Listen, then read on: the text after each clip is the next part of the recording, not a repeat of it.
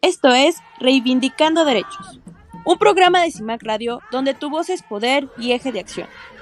Desde humanismo y legalidad, un espacio seguro y libre de estereotipos, donde víctimas, expertos y autoridades fijan posicionamientos para garantizar el acceso a la justicia de mujeres e infancias en nuestro país. Bienvenidas, bienvenidos a un nuevo programa más de Reivindicando Derechos a través de CIMAC. Recuerden que nos pueden estar escuchando a través del streaming de CIMAC y también a través de las redes sociales. Yo soy Norma Bautista y me acompaña Mayra Carvente, hola a todos, hola a todas y pues bienvenidos al programa. Es correcto. Hoy, May, vamos a estar platicando de una temática interesante que tiene que ver justo con las acciones del Estado, ¿no? Lo que el Estado le toca hacer en la temática, pues, de violencia contra las mujeres. Hoy vamos a platicar sobre los programas de erradicación de la violencia, perdón, contra las mujeres y tenemos una invitada muy especial. ¿Te parece si empezamos?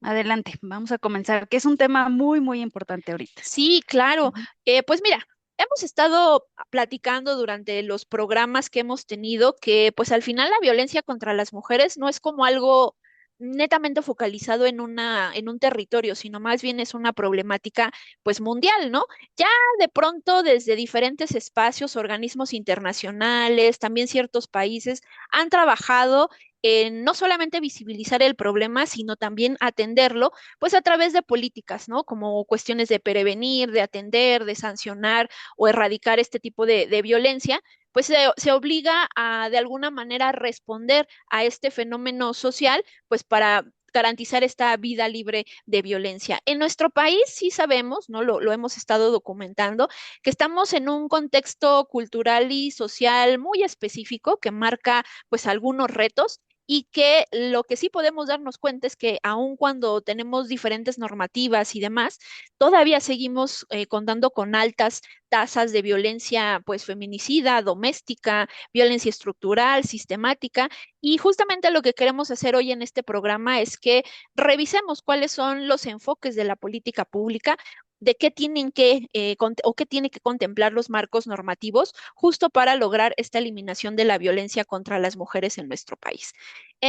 Como lo hemos estado mencionando en otros programas y hemos hecho programas en específico, tenemos diferentes instrumentos, tanto internacionales como nacionales, en cuanto al tema de la atención de la violencia contra las mujeres.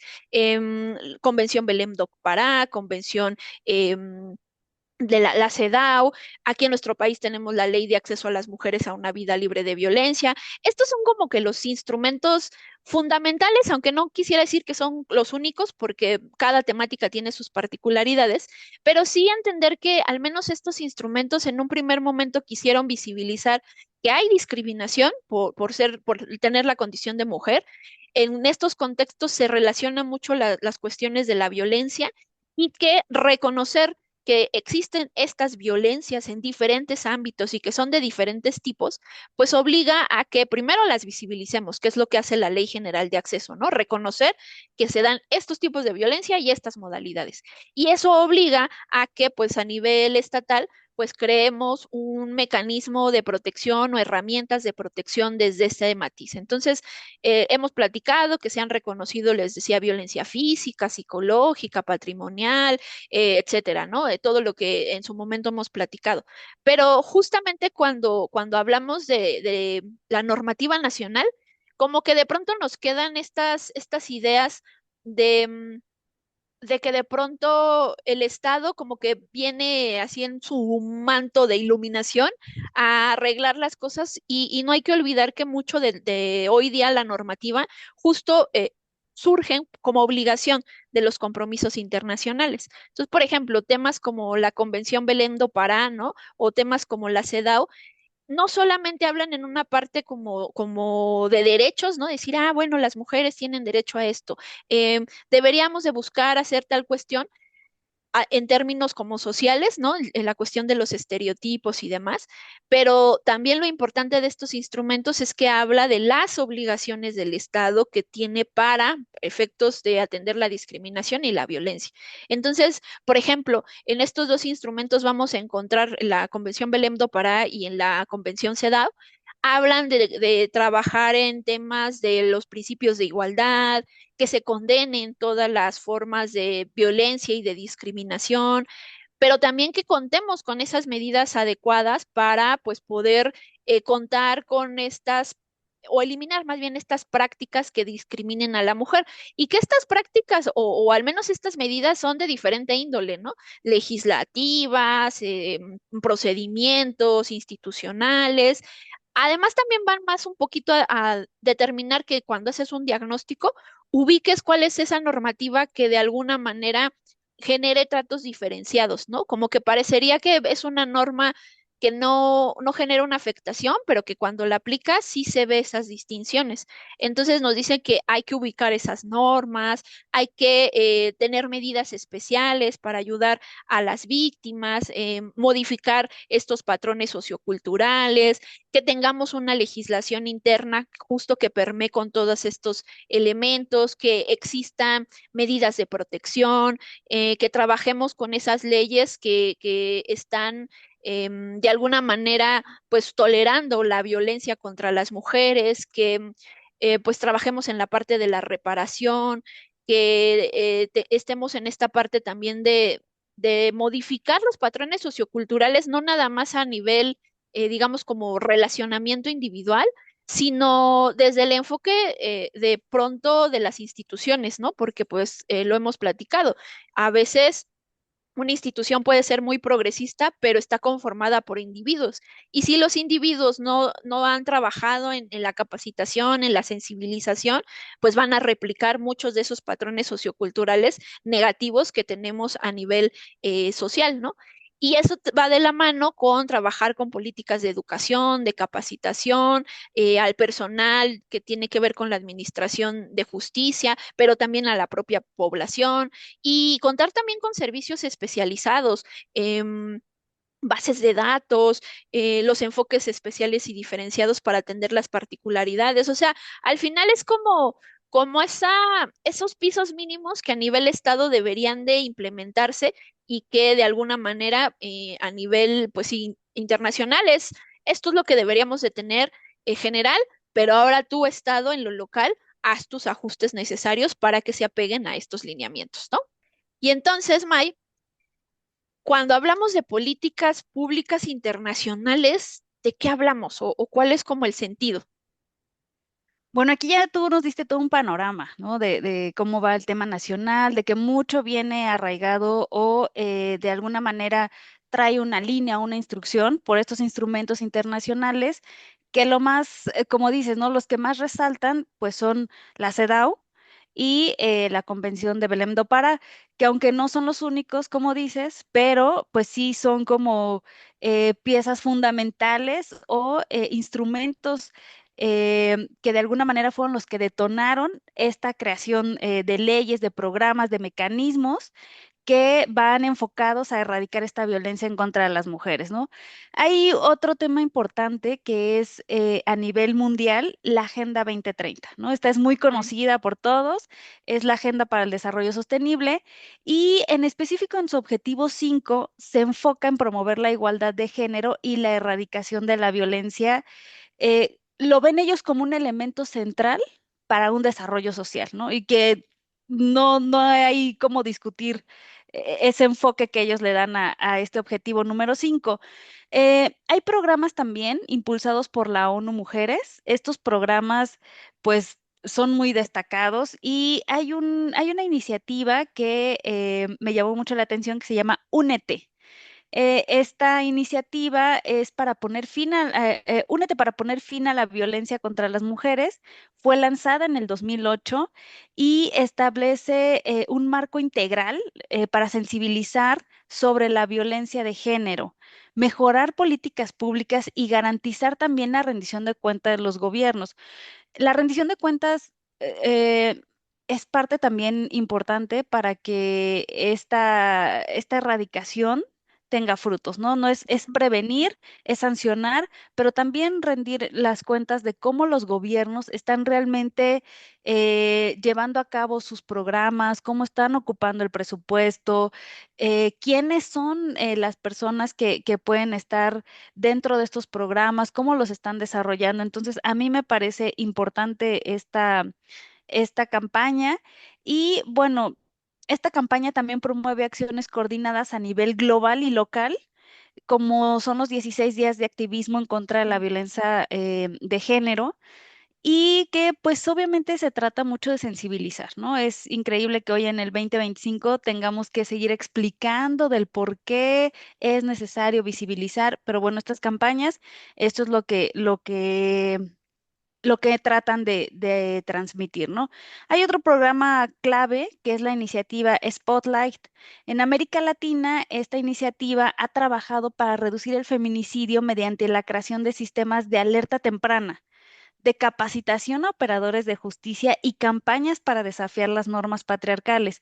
Entonces, este programa a mí también me parece de los más importantes porque pues la capacitación a operadores de justicia no es sencilla, ¿no? Ujú. Entonces, trae ahí toda una estructura y pues la alerta temprana, sabemos todos los que estamos dentro de esto que es importante, es de lo más relevante dentro del tema de la violencia contra las mujeres, cuando tienes que detectar a tiempo, ¿no? Y entonces estos programas reflejan también el compromiso de la ONU Mujeres con este enfoque integral y multilateral que combina la acción política, pero también la social y comunitaria. Entonces, esto me parece de gran relevancia, estos programas, fuera de estos dos pilares que tú comentabas.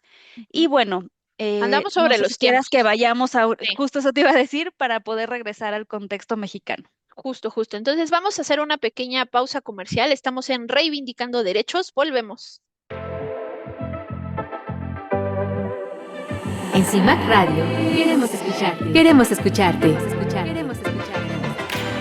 Comunícate con nosotras al 5535 0847 61.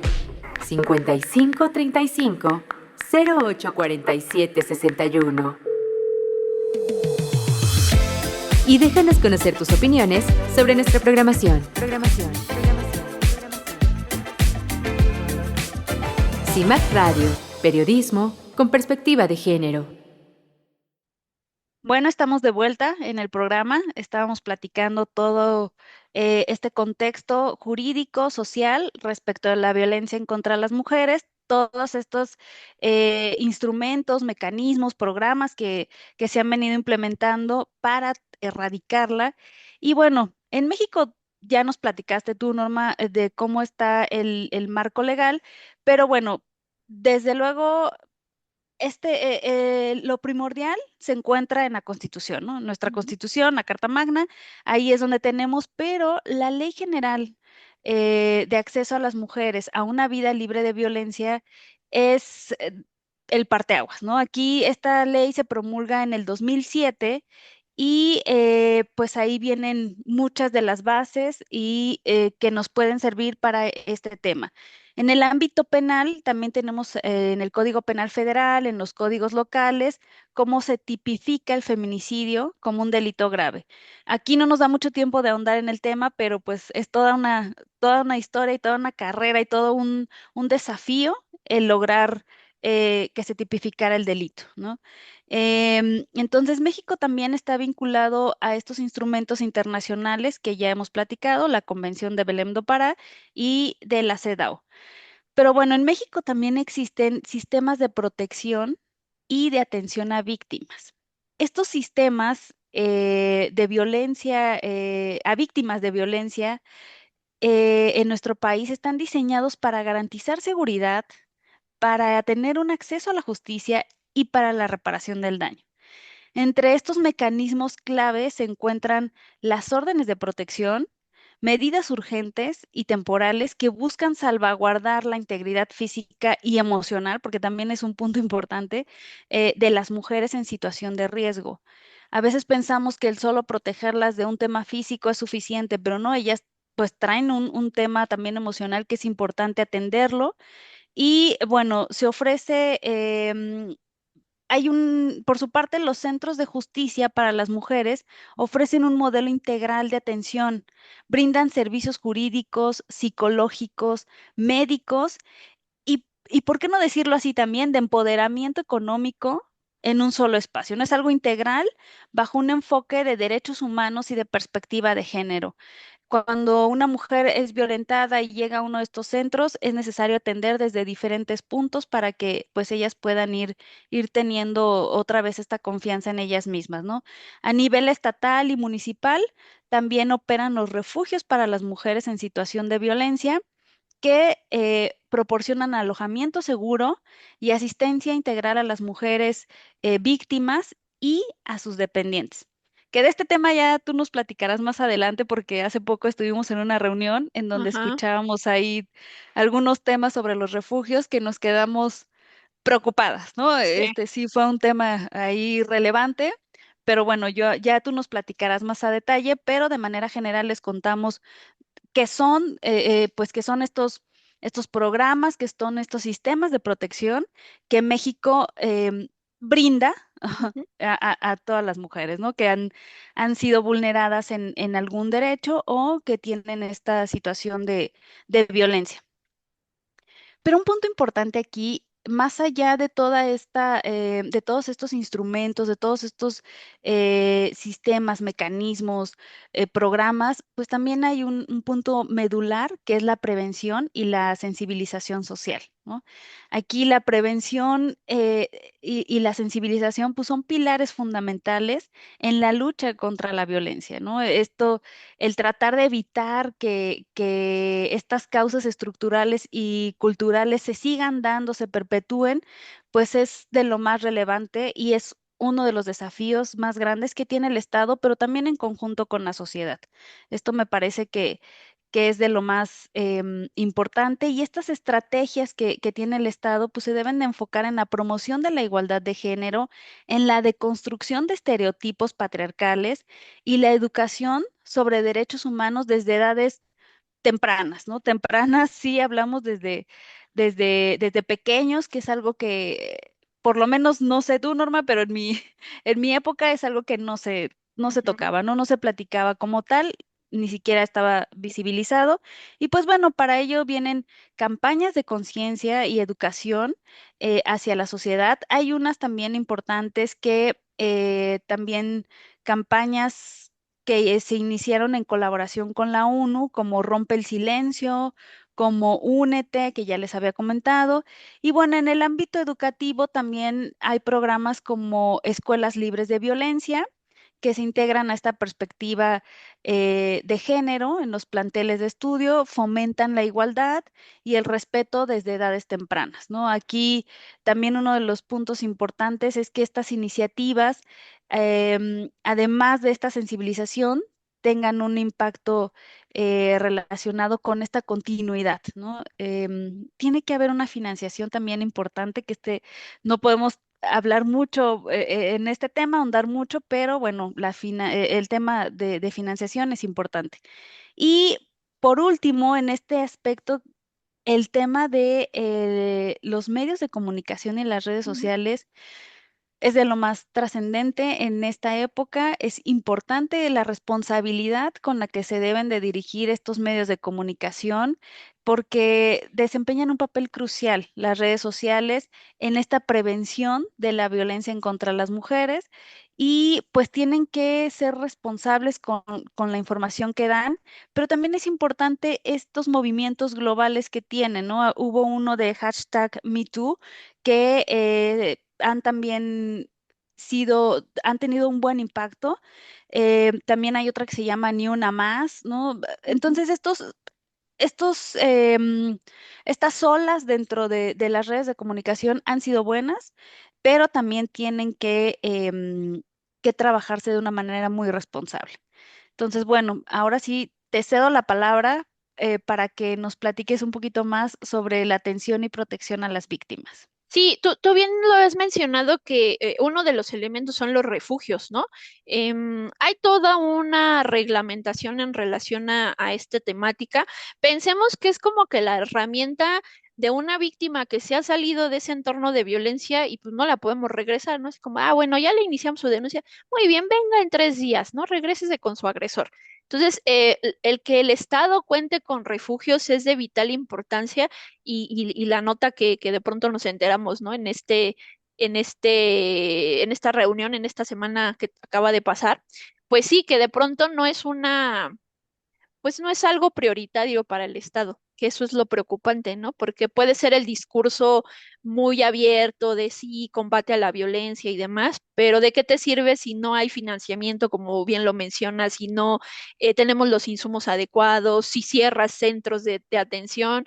De por sí, ¿no? No tenemos los refugios suficientes y ahora con una reducción pues es todavía más grave y en qué situación, porque una de las cuestiones que también tendríamos que valorar es el riesgo que de pronto tienen las víctimas, porque si hablamos del tema de feminicidio como la manifestación más grave de la violencia, eso quiere decir que antes hubo otros tipos de violencia. Entonces, entender que el refugio puede salvar vidas, sí puede cambiar la forma de entenderlo como política pública. Pero también hablamos de líneas de atención para mujeres en situación de violencia, hablamos de políticas de reparación integral, ¿no? Al final se ha cometido un hecho delictivo, ¿no? Pensemos en un acto como feminicidio, como lesiones y demás, se ha cometido una afectación y necesitamos reparar y reparar de muchas formas, porque también pensemos que las víctimas, aquellas que han quedado vivas, ¿no? Van a necesitar muchas atenciones y es necesario que el Estado les ayude. Y las víctimas indirectas de feminicidio, pues evidentemente el impacto del hecho victimizante va a ser mayor y sin lugar a dudas necesitamos atender todas esas problemáticas. Además, también tiene mucho que ver, y parte de esto de la atención a víctimas, algo que a veces desdibujamos desde la política pública, tiene que ver con las acciones de justicia. Porque sí, sí tenemos instituciones especializadas, sí de pronto se habla de diferentes lineamientos que de pronto deberíamos de tener para brindar la atención, pero también si no tenemos la suficiente capacitación y sensibilización, em, no vamos a poder tener, no vamos a ver reflejado un impacto directo en los temas de la investigación de un hecho delictivo derivado de una violencia de género, porque lo hemos estado platicando a lo largo de todo este programa en las diferentes temporadas. Sí hay obstáculos muy evidentes en cuanto a la investigación y en la sanción de delitos de violencia de género. Y el acceso a la justicia sí es algo importante porque manda los mensajes a la sociedad. Este tipo de violencias no están permitidas, por eso las investigamos con toda su dimensión y sancionamos. Pero si ni siquiera investigas bien y no llegas a reparaciones, entonces mandas el mensaje a la sociedad de que no importa y está bien. Entonces, sí tenemos hoy día no solamente la política pública que sale de los mismos instrumentos, tanto nacionales, y que eso obliga a que internacionales, perdón, y que eso obliga a que lo nacional se adapte, pero también tenemos casos pues ya pronunciamientos desde el ámbito internacional para decir, pues las cosas que no estamos haciendo bien. Y ahí también se van fijando obligaciones que tenemos como Estado.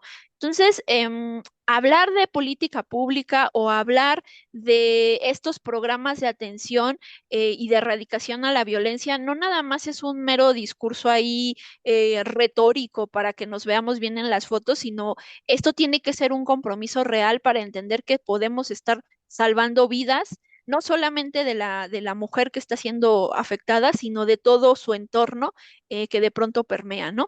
Pero andamos sobre los tiempos. ¿Te parece si vamos a una pausa para darle pues la bienvenida a nuestra invitada? Muy bien, adelante, vamos. Muy bien, pues regresamos. Estamos en Reivindicando Derechos a través de CIMAC. Volvemos. En CIMAC Radio queremos escucharte. Queremos escucharte.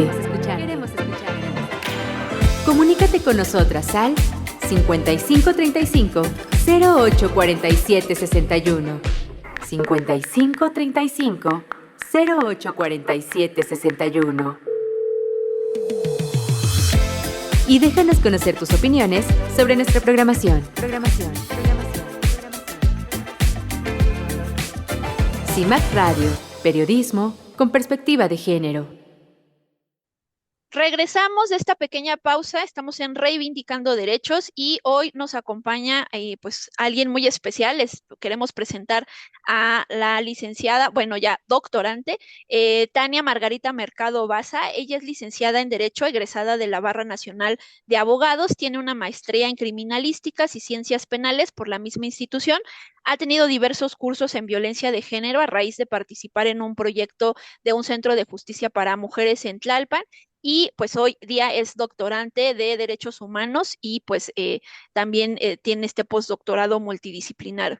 Tania, bienvenida a nuestro programa. Muchísimas gracias por estar acá. Bienvenida, Tania. Muchas gracias por la invitación. Es un honor estar aquí con ustedes. Y ahora hablemos un poco sobre violencia de mujeres.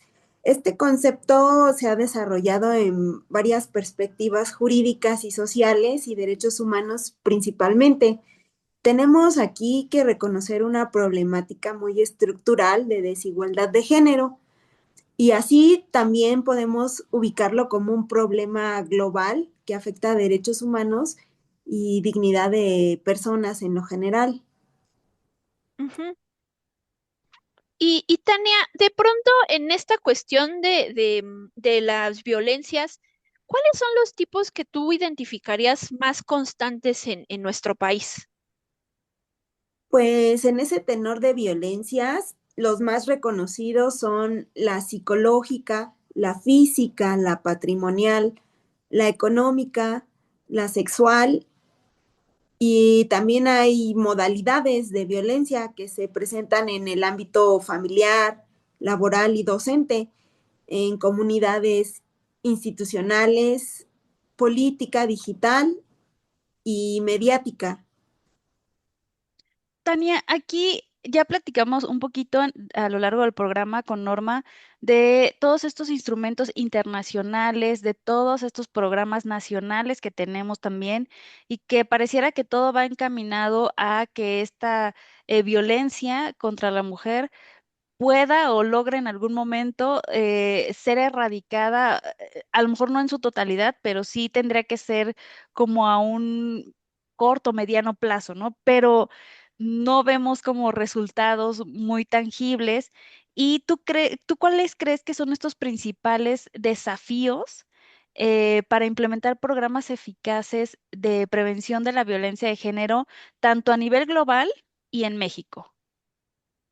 Bueno, primero establecen compromisos vinculantes. Estos nos garantizan una igualdad de género para la protección integral de derechos de las mujeres.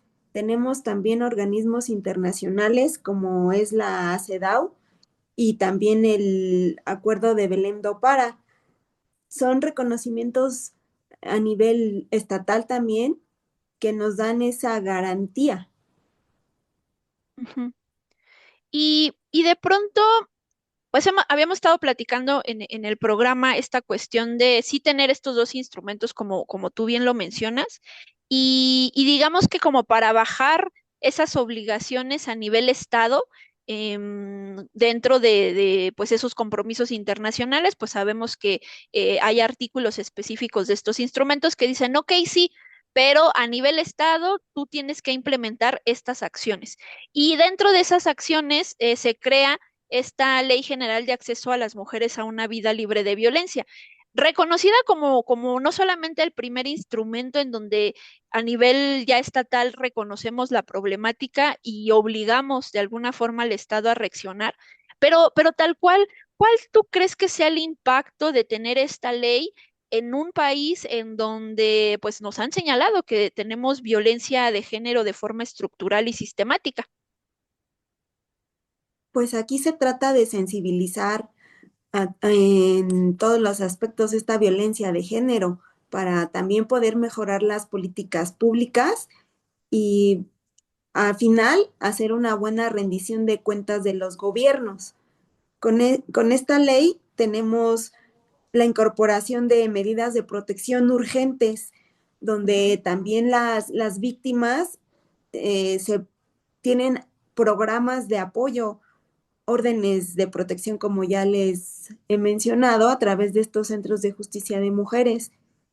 y así ellas se acercan a un empoderamiento para poder salir de su etapa violentada. Ujú. Ok, Tania. Aquí, ¿tú crees que ha habido avances? Si es en caso de que tu respuesta sea positiva, ¿cuáles crees que sean estos avances derivados de los programas internacionales como los impulsados por la ONU Mujeres?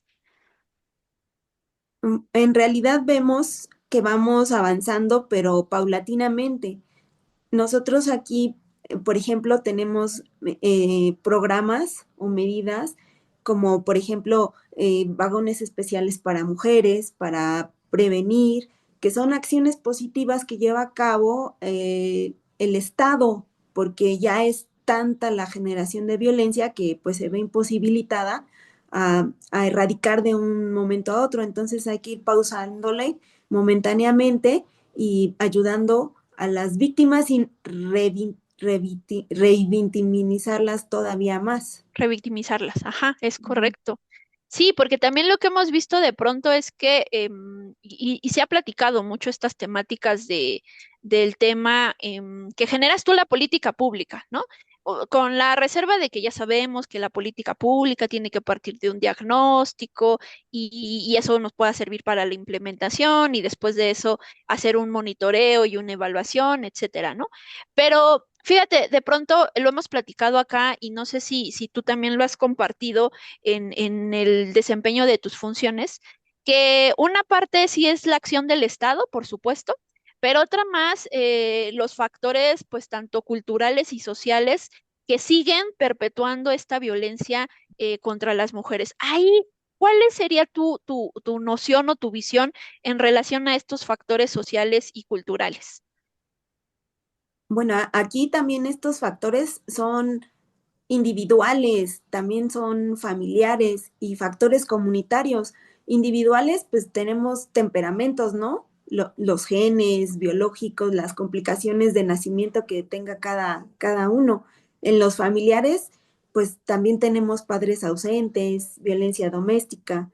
En algunos factores comunitarios, eh, no sé, algún miembro puede pertenecer a una pandilla o puede estar en aislamiento o algún tráfico de drogas.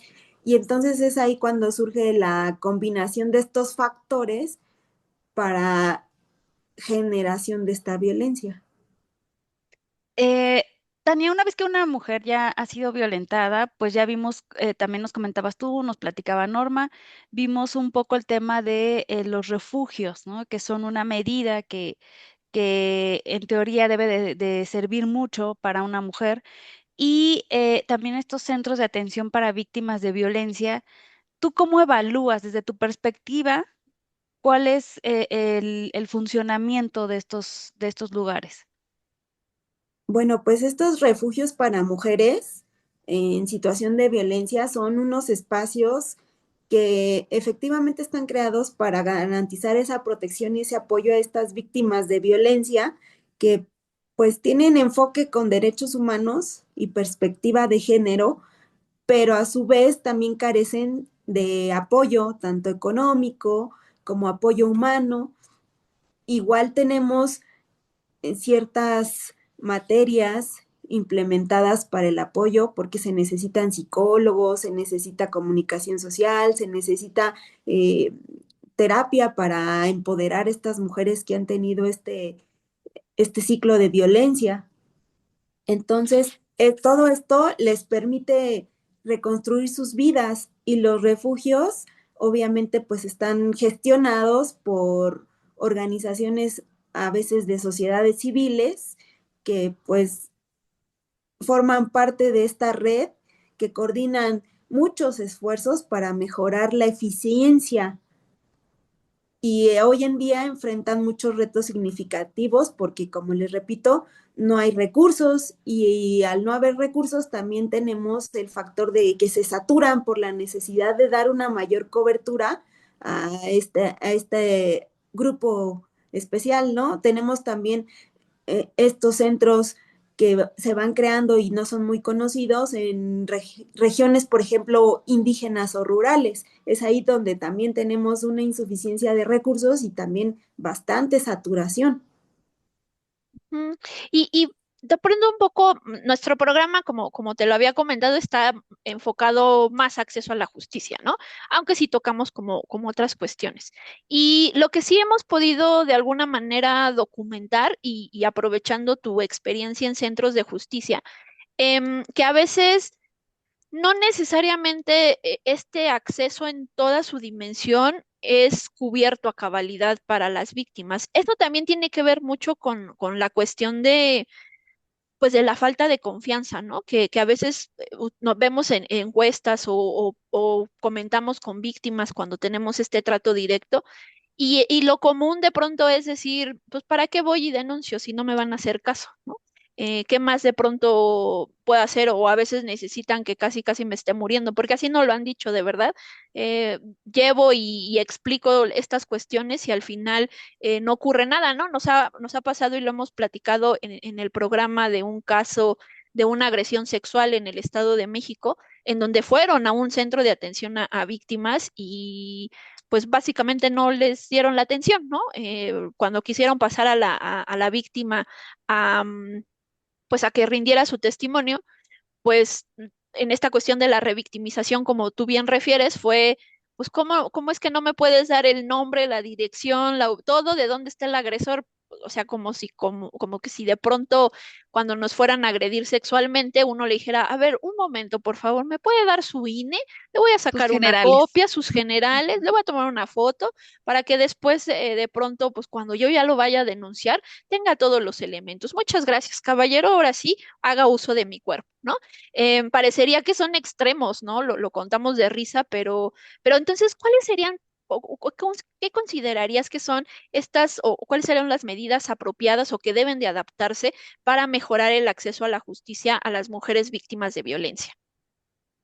Efectivamente, como lo mencionas, necesitamos una reparación integral que abarque también restitución de derechos, esta satisfacción de la víctima que muchas veces con una disculpa es suficiente. ¿Por qué? Porque entramos en estos ciclos que llamamos ciclos de violencia, en la fase de la tensión donde aumenta esta intensidad y hasta termina la comunicación, ¿no? Después llega la fase de violencia que puede llegar hasta agresiones físicas o sexuales, como nos los comentas.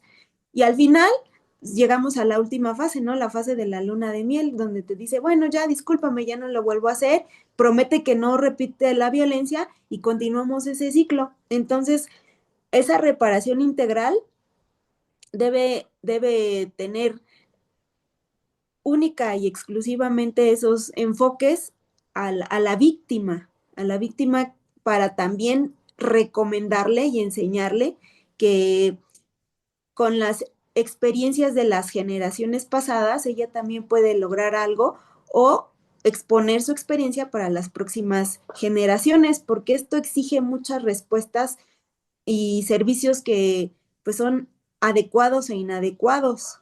Y también reconoce esos indicios, o sea, esos indicios al maltrato y cómo poder ayudarlas.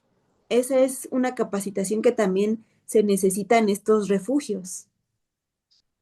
Toda esta violencia o estos ciclos de violencia que a veces van sufriendo las mujeres, eh, en el mejor de los casos llegan a un refugio o en el mejor de los casos logran hacer su denuncia, en el mejor, no, hay como algunas vías, pero en la experiencia nos va diciendo que estos ciclos de violencia muchas veces terminan en feminicidios.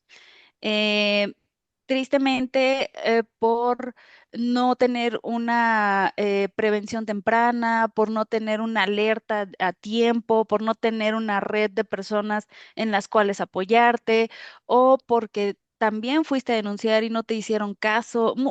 Hay muchas cosas que nos van llevando hasta que también, pues, estas violencias terminan en feminicidios.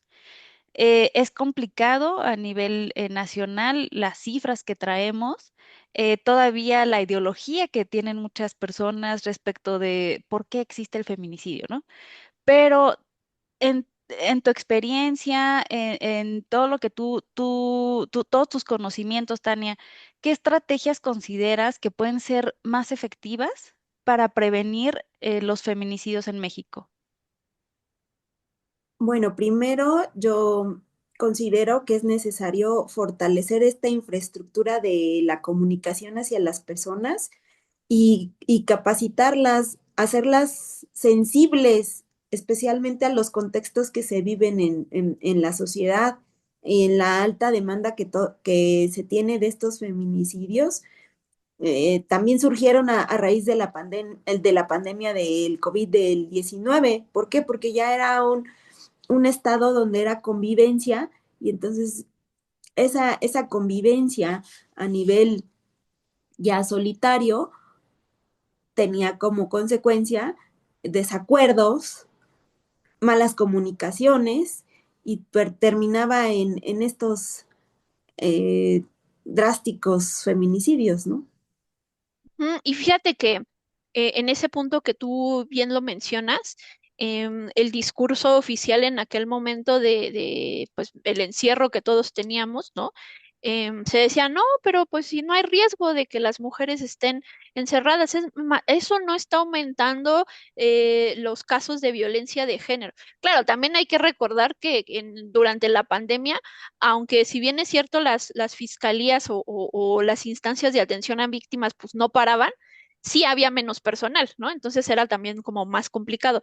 Pero el discurso oficial era ese, de no está pasando nada y desde ahí de pronto los propios números daban cuenta de que era falso. No solamente, evidentemente sí hemos visto una pequeña reducción de feminicidios, ¿no? En los históricos, pero curiosamente vemos aumentos en otros tipos de delitos que tienen que ver con violencia de género. Entonces, ni siquiera quiero aventurarme a decir que hay una política exitosa de erradicación de feminicidios, no.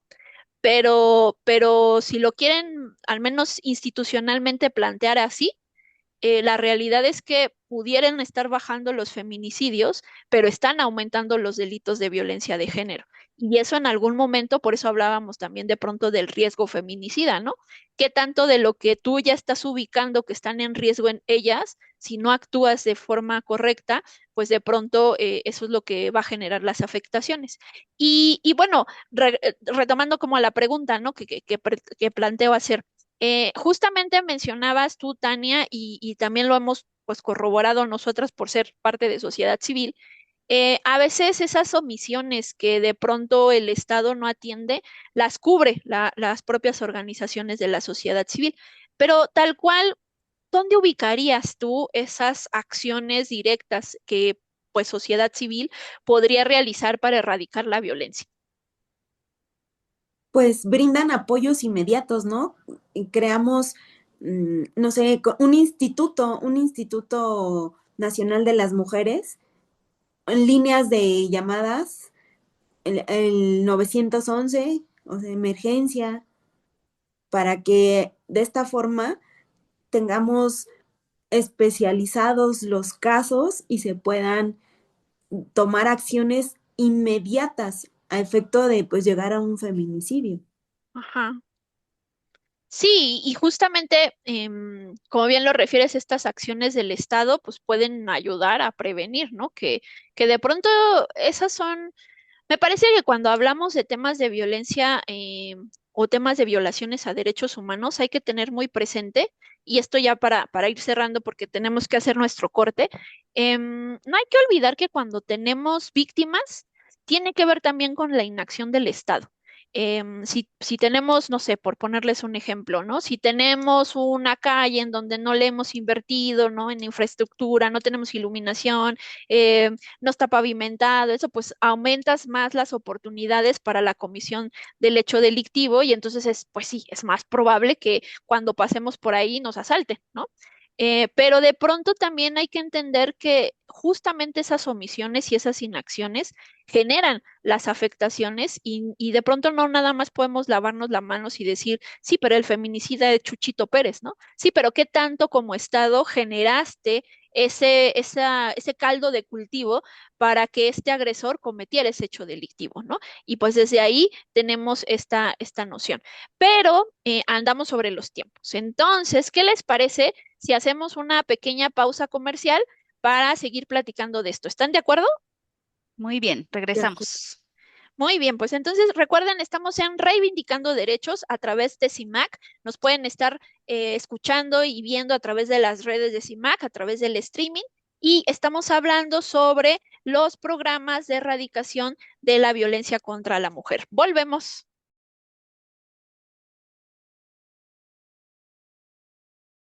Bueno, estamos de regreso en este programa que realmente ha sido muy, muy importante porque hablamos de un tema de la violencia en contra de las mujeres, todos estos programas y estas medidas que tenemos también de apoyo para estas circunstancias. Y hoy nos acompaña Tania, que nos ha estado platicando también dentro de toda su experiencia, cómo ha visto estos programas y estas medidas.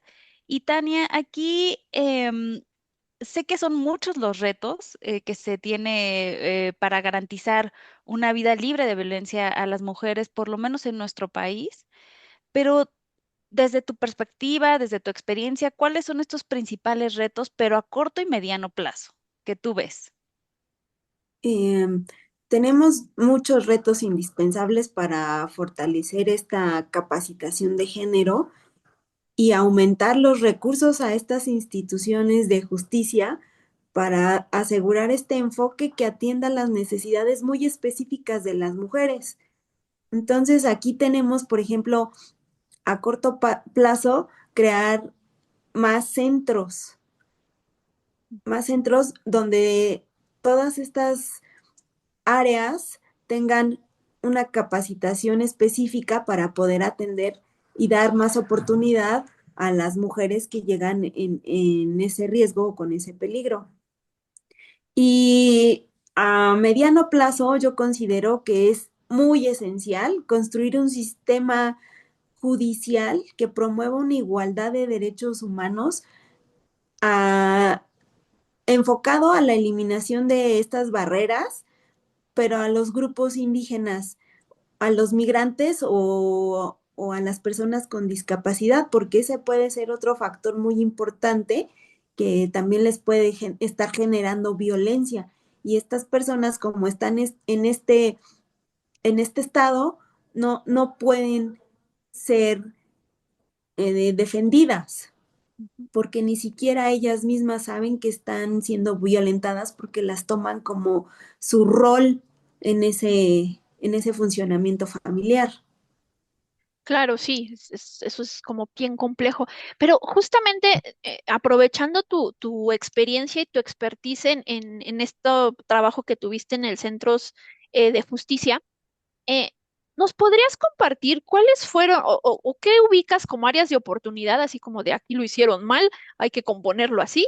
Y cuáles son las cosas que tú consideras que son buenas prácticas, que así como señalas que deberíamos de abrir más centros, esos centros qué deberían de tener sí o sí, porque sí funcionó con lo que tú pudiste detectar. Bueno, dentro de las áreas de oportunidad, estaban muy bien seccionadas las materias. Tenían médicos, tenían psicólogos y tenían un espacio justamente para tener insumos, su cocina bien organizada y espacios, ambientes minimalistas. Eso es lo que funciona en estas áreas de oportunidad. ¿Por qué? Porque ya no das espacio a crear tu mismo reflejo, quizá en una desorganización que traes derivada Mm, de tu modo de vivir, ¿no? ujú. Eso para mí funcionaba perfectamente porque podías ubicar cada lugar, esta área era medicina y en medicina no encontrabas más que cosas médicas, la enfermera o el médico, ¿no? Y ya sabías en qué lugar y había letreros que te indicaban. Incluso hay salones en la parte de abajo donde es el área de espera que te ponen periódicos murales encaminados a prevenir esa violencia o te ponen de acuerdo a las efemérides de la semana que vayan pasando, y ese periódico mural, yo pienso que es buena práctica, pero hay que encaminarlo a temas más eh, como culturales, para que no cuando lleguen, luego lo primero que vean es, me están violentando y llego a la violencia, entonces ver, no sé, poemas, ver dibujadas mariposas, ver dibujados otro tipo de elementos que te ayuden a distraer del ciclo que vienes pasando o ese momento que tienes. Eso para mí sería un buen funcionamiento. Esa sería una buena práctica. Y eso fue lo que yo me percaté. Incluso almacenaban, porque tenían eh, comida, cobijas, insumos para las mujeres, porque incluso llegaban a quedarse ahí, porque no, como tal, un refugio, Ujú. porque se salían sin llevar absolutamente nada, a veces incluso descalzas. Sí, sabes, te cuento, ahí nosotras hubo un tiempo, creo que, la verdad es que no me acuerdo el año, pero trabajamos con la Secretaría de Seguridad Ciudadana, desde Humanismo y Legalidad, que es la organización civil en la que trabajamos nosotras. Y, y una de las cosas, hicieron como una unidad específica de atención, ¿no? A víctimas. Y justo lo que decían es que ellos hacían esta recolecta de ropa por esto que tú mencionas, de pues sí se salieron, pero no tienen nada, ¿no? Y esta era más como una función ciudadana, porque en realidad no estaba en ningún reglamento ni demás, y los policías ayudaban en esta cuestión de pues, la llamada al 911 y que son los primeros que atienden la emergencia. Entonces decían, pues al final las llevábamos en la patrulla, les dábamos como estos enseres básicos que a veces no se tiene, las llevábamos, lo que sí me gustaba mucho de ellos es que decían que las acompañaban a poner las denuncias, pero ellos ya iban vestidos de civiles.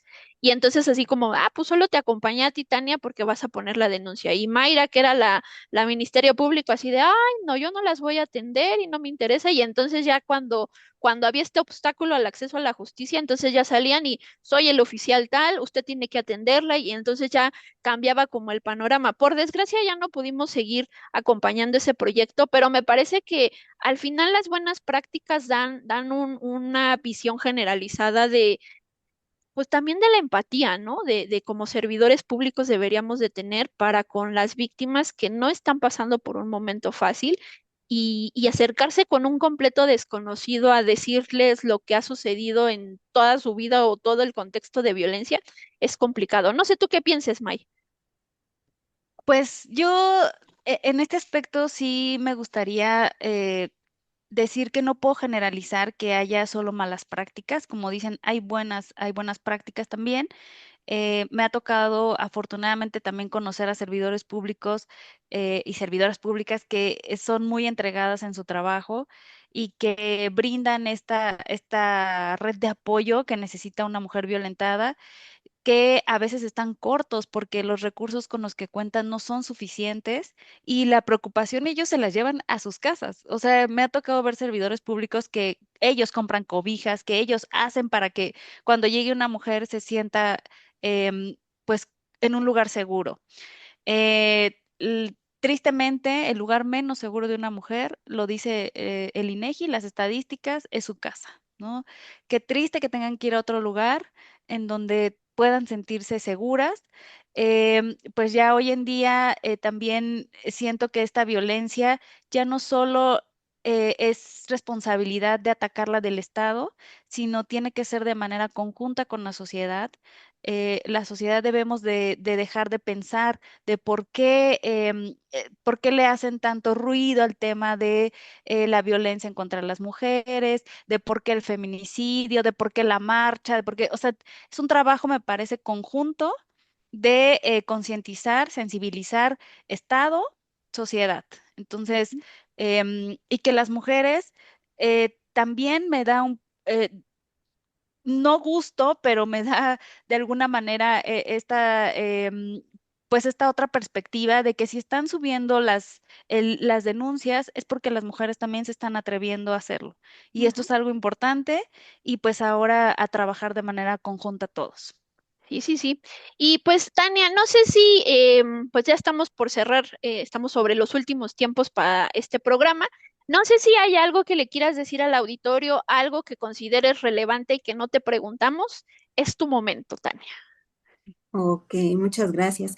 Bueno, en general, me parece que abordamos la mayoría de los temas y como decía Mai, el enfrentarse a las víctimas a entrevistas invasivas, descalificadas, con impunidad y totalmente vacías de ética por parte de las autoridades, eh, pues también da mal aspecto a esta falta de sensibilidad hacia estas personas, derivadas pues de las actitudes que conlleva cada servidor público, ¿no? Llamemos ministerios públicos, el mismo policía o inclusive los jueces, ¿no? Que decía, hay otra vez otra, hay otra vez otra, pues iba a haber una, otra y miles, porque es un centro que pues está destinado a, pero si lo vemos con otro enfoque, un enfoque diferente de empatizar con la víctima, pues ya entonces diremos, ahora en qué podremos ayudarla, cómo podemos sacarla de ese círculo